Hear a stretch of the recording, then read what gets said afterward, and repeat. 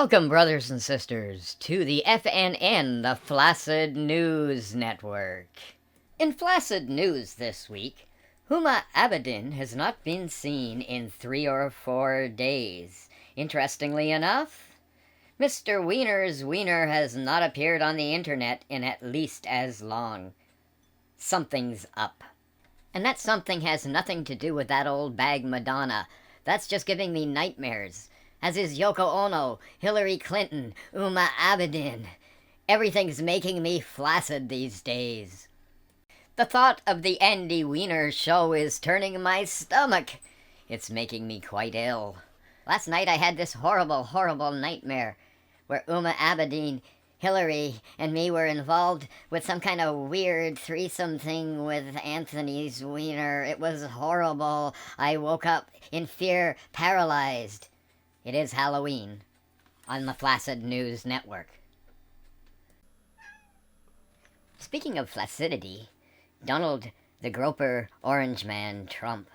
I think the man suffers from extreme flaccidity. I once tried to market a gimmick to him. It was little mechanical sticks and a little pulley, and he expressed interest, but it was not to be. Mr. Drumpf apparently wanted to try more traditional methods, mainlining Viagra with Bill Clinton on the Lolita Express. Oh my God, I'm getting more flaccid by the minute! They say power is the ultimate aphrodisiac. If that's true, oh my God, the images it paints up of the elite naked. Oh, it's so flaccid-inducing.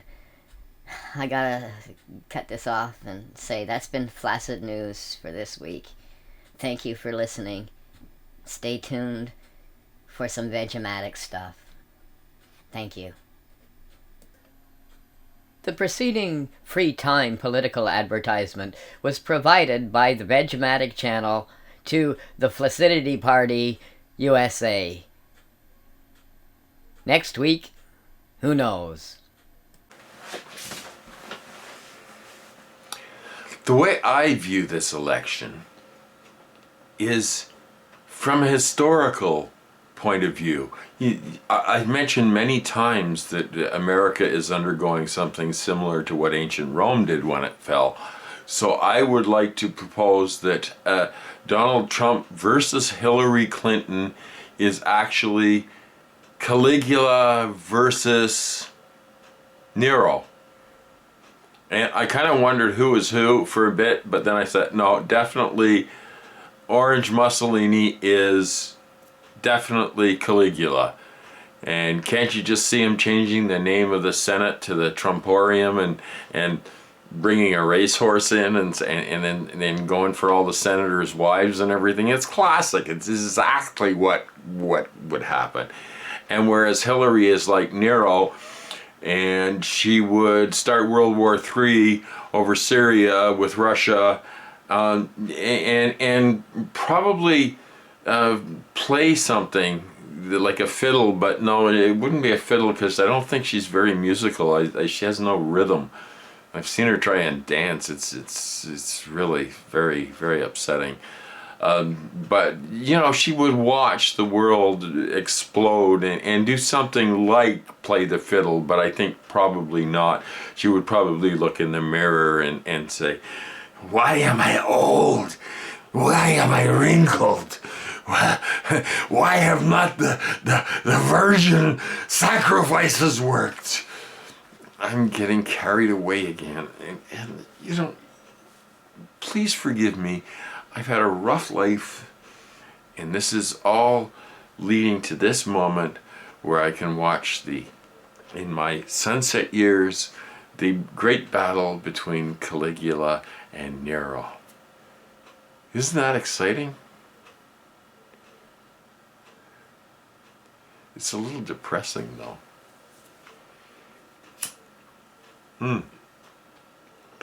There we go. Lighting another fucking cigarette. Oh, hi, Chomsky. This is Chomsky cat just came in. Hey, Mr. Chomsky. Wait, they don't believe you exist. This is my other cat you met, Gandhi. This is Chomsky. And Chomsky is a little fucking hellion, I tell you. Ripped every damn piece of furniture in the place to shreds. When he was a kid and I held him in my hand and he looked so fucking cute. And that's how they get you. And then he looks at you with those eyes. And it's just like, and then they make you laugh and you go, okay, oh fuck, it's only furniture. It's only fucking material stuff that's gonna melt in the coming apocalypse anyway. Are you cheered up yet? It's not really my intention to make you depressed. Because they say misery loves company and all that. And I don't agree with that. I think misery needs cheering up. And misery is just misery. It's miserable. Isn't everything a mess right now? And did it come about by us ignoring things for so long?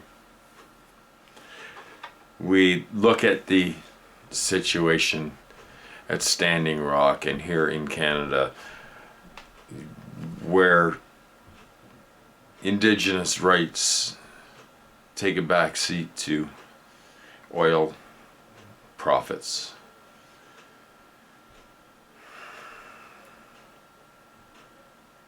I wish there was a way to change things peacefully, easily. But I don't know if it's possible now. When I watch the just absolute complete farce of an election, when I see lies being promulgated by propaganda channels, whether for Hillary or Orange Mussolini, it's horrible. I watch H.A. Goodman and Tim Black, and I enjoy the show, but I'm getting to the point where it's like this gleefulness at every criminal thing they find about Hillary, and it's a reaction to the frustration of seeing the establishment Democrats steal the nomination from Bernie Sanders. It's frustration at the two major parties running the most unpopular candidates in the history of American elections. Of course there's going to be frustration. No matter who wins this sideshow that's pretending to be an election, whether it be Orange Mussolini or Hillary, the people are going to lose. Nobody wants these characters. And the more we learn about how deep the corruption goes, well, some of us really aren't that surprised by it, but still it is overwhelming, and to know that all of these institutions have been corrupted systematically, and it's been a process of many years. And you can blame the Democrats, you can blame the Republicans. It's all the same thing.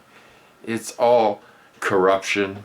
It's all campaign financing. That it's deregulation. There's got to be a way for humanity and democracy to take away the ever-expanding power of the corporate state.